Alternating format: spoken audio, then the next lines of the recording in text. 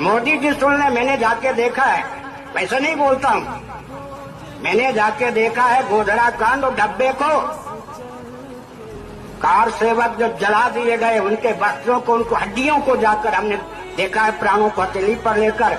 अगर गोधरा कांड ना हुआ होता, राम भक्त जलाए न गए होते, अधिक समय तक मोदी जी मुख्यमंत्री नहीं होते, अधिक समय तक न होते तो आज प्रधानमंत्री नहीं होते।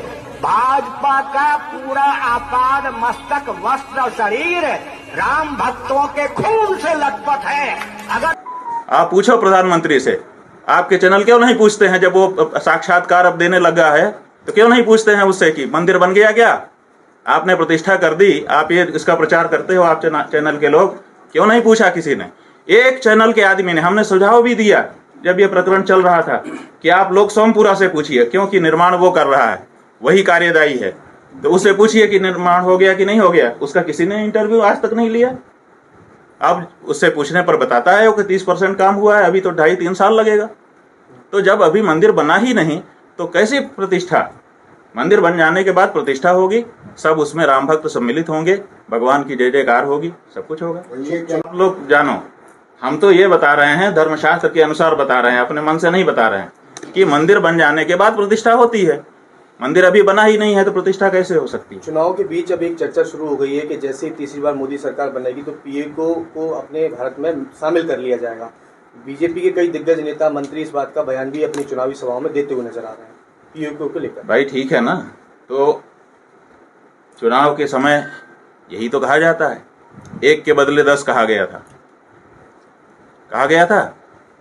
एक घटना ऐसी बता दीजिए कि 1 के बदले 10 लाए गए हो, सिर्फ यही तो कहा गया था। आपको याद होगा, सबको बड़ा प्रचार किया गया था, 1 के बदले 10, 1 के बदले 10। कई एक घटना, एक बार ऐसा हो गया होता कि 1 को मारा गया होता और 10 को हमने मार दिया होता, एक बार ऐसा हो गया होता। अभी तक तो नहीं हुआ 10 साल में। उसी तरह से ये कहा गया था कि अमुक को मतदान, गाय को जीवन दान, ये भी पोस्टर लगाए गए थे, अभी आपके इंटरनेट पे पड़े होंगे। गाय को जीवन दान मिल गया। तो जब ये सब बहुत कुछ कहा गया था, नहीं हुआ, तो फिर बाकी कहा जा रहा है, उसका क्या तात्पर्य है? महत्वपूर्ण है पीओके भारत के लिए? भाई महत्वपूर्ण तो पाकिस्तान ही हमारा है। आप समझिए कि कोई झगड़ा करके बंटवारा कर ले तो भाई भाई का बंटवारा हो जाता है, लेकिन आपने ऐसा बंटवारा कर दिया कि पराया कर दिया।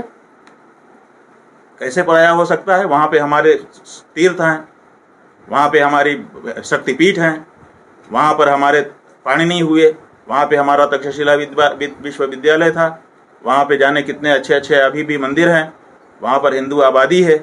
तो आप ऐसे कैसे बांट सकते हो? तो ये जो बांट करके अलग कर दिया गया है उसमें, और जहाँ तक ऑक्युपाइड की बात है कि भाई हमारा जो कश्मीर है वो कश्मीर पूरा का पूरा हमारा है, कश्यप ऋषि के नाम पर उसका नाम पड़ा हुआ है, तो आप उसको कैसे पराया कह सकते हो? इसलिए महत्वपूर्ण तो है हमारे लिए, लेकिन जो लोग ये दावा करते हैं कि हम ले आएंगे, उनके दावे के बल की बात यहाँ पर हो रही है। आपका विरोध नरेंद्र मोदी से है या उनकी नीति? हमारा विरोध गौ हत्यारों से है। हम हिंदू हैं और हम माँ कहते हैं जिसको, कोई भी दुनिया में जाति नहीं होगी जो किसी को माँ कहे और उसको काट काट करके उसके मांस को निर्यात करके उसका पैसा अपने खजाने में भरे। है कोई जाति? बता दो। ये हम हिंदू हो गए इन राजनीतिज्ञों के कारण कि हम अपनी माता की हत्या को सहने के लिए मजबूर हो गए। इसलिए हमारा गुस्सा, हमारा जो विरोध वो गौ हत्यारे राजनीतिज्ञों से है। महाराज जी, उत्तराखंड में जो यात्रा चल रही है उसमें भी अव्यवस्थाएं देखने को बहुत बड़ी अव्यवस्था हो रही है। उत्तराखंड के जो तीर्थ हैं उनके प्रति पूरे देश के लोगों का आकर्षण हुआ है, ये तो बहुत उत्तम बात है, लेकिन उत्तराखंड की सरकार व्यवस्था नहीं बना पा रही है, ये सोचनीय विषय है। हम चाहते हैं कि अच्छी व्यवस्था बना दी जाए ताकि अधिक से अधिक लोग वहाँ के तीर्थों का लाभ ले सकें। की आहट बताई जा रही है, क्या स्थिति मानी जाए भारत की इसमें उस आधार पर? क्योंकि हमने तो सुना है कि हमारे देश के प्रधानमंत्री जी ने 2-3 देशों से कह करके युद्ध बंद करवा दिया है। तो अगर बंद करवा दिया है तो फिर युद्ध, तृतीय विश्व युद्ध हो ही नहीं सके। हम तो बहुत इस मामले में आश्वस्त हो गए हैं, क्योंकि फोन करके युद्ध बंद करवा दिया है, ऐसा सुना है, आप ही लोगों के माध्यम से सुना है। तो बहुत आशा है, बहुत अच्छा लग रहा है। इस बार 400 पार होगा? हाँ जी, 400 पार होगा? देखिए ये सब चुनाव के समय में कहे जाते हैं। 400 का टारगेट कोई रखेगा तभी तो 300, 200, 150 पहुंचेगा। तो टारगेट तो अच्छा ही रखना पड़ता है। हम तो बड़े आश्चर्यचकित हैं कि जिस व्यक्ति का डंका बज रहा हो पूरे देश में और पूरे विश्व में, वो 543 जहां पर संसदीय क्षेत्र हो वहां 400 पार का टारगेट रखे। हमको बड़ा आश्चर्य हुआ जब हमने ये टारगेट सुना, क्योंकि ये तो उनको कहना चाहिए था कि इस बार शायद प्रवेश नहीं मिल पाएगा किसी और को, क्योंकि पूरा देश हमको वोट देगा। 543 इस बार हमारा, ये कह नहीं पाए वो केवल 400 के पार, मतलब 143 छोड़ करके बोल रहे थे। तो 143 किस आधार पर छोड़ रहे? इसका मतलब कि उनको ये मन में पहले से था कि कुछ लोग हमारे विरुद्ध हैं, 143 तो हमको नहीं ही मिलेगी। ये सलाह है क्या? तो ये जो बात है, ये उनके आत्मविश्वास की कमी को दर्शाता है। कभी भी इस तरह का लक्ष्य नहीं रखना चाहिए, पूरे का लक्ष्य रखना चाहिए। जो आदमी लड़ने चला है वो अधूरा लेकर के क्या करेगा? इसलिए लक्ष्य उनको रखना चाहिए था। अब की बार 543, विपक्ष की क्या स्थिति नजर आ रही है? अब की बार विपक्ष बाहर, विपक्ष की ऐसा कुछ कहते तो अच्छा लगता। महाराज जी, इस बार क्या स्थिति नजर आ रही है विपक्ष को लेकर? खतरे में है, काफी रैलियों में सुना है, आपका क्या मत है इसका? देखिए, संविधान कभी खतरे में नहीं है। संविधान में संशोधन जितनी सरकारें आई हैं सबने अपने अपने समय में किया है। 100 से अधिक संशोधन अभी तक हो चुके हैं।